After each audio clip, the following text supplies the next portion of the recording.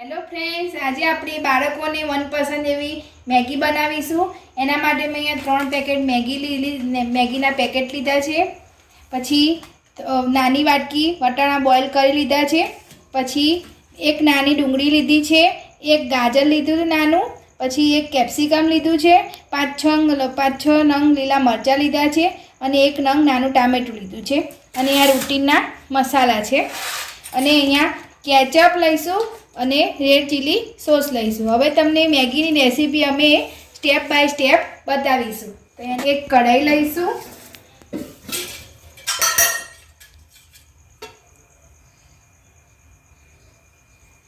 2 થી 3 ચમચી જેટલું તેલ લઈશું। તો ફ્રેન્ડ્સ, હવે તેલ આવી ગયું છે। તો સૌપ્રથમ આપણે એમાં ડુંગળી એડ કરીશું, પછી લીલા મરચાં એડ કરીશું,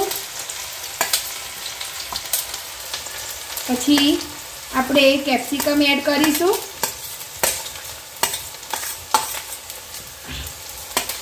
ગાજર એડ કરીશું,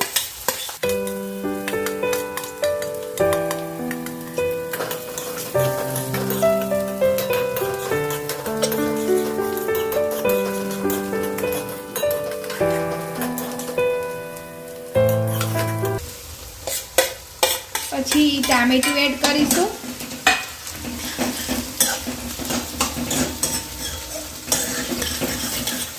અને આ વટાણા બોઇલ કરીને રાખ્યા હતા એ એડ કરીશું।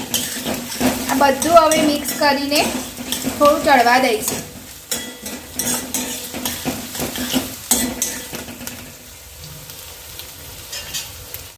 તો હવે આ આપણે જે શાક બધું લીધેલું એ ચડી ગયું છે। હવે એમાં આપણે રૂટીનના મસાલા કરીશું। 1 પીંચ ઓફ જેટલી હળદર,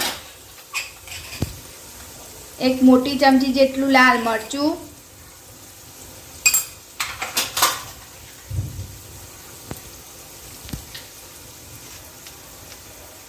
2 થી 3 ચમચી જેટલો રેડ ચીલી સોસ,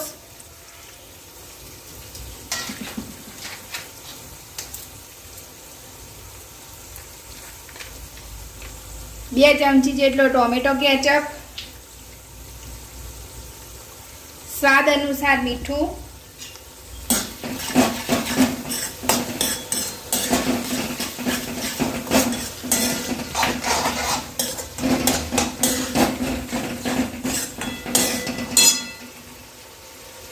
પછી એમાં 2 મોટા ગ્લાસ જેટલું પાણી એડ કરીશું।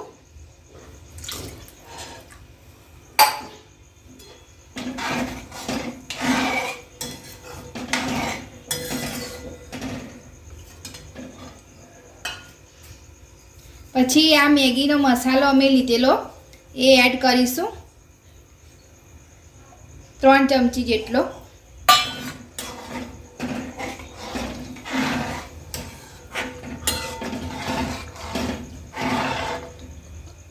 હવે આને થોડું ઉકળવા દઈશું। તો ફ્રેન્ડ્સ, આ પાણી હવે ઉકળી ગયું છે મેગી માટેનું, અને મેગીને આ રીતે અમે નાના નાના ટુકડા કરી લીધા છે।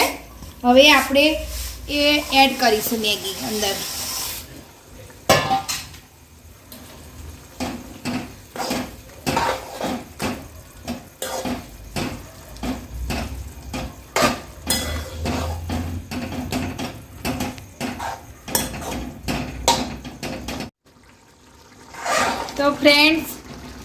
તો ફ્રેન્ડ્સ હવે અમારી આ મેગી રેડી થઈ ગઈ છે।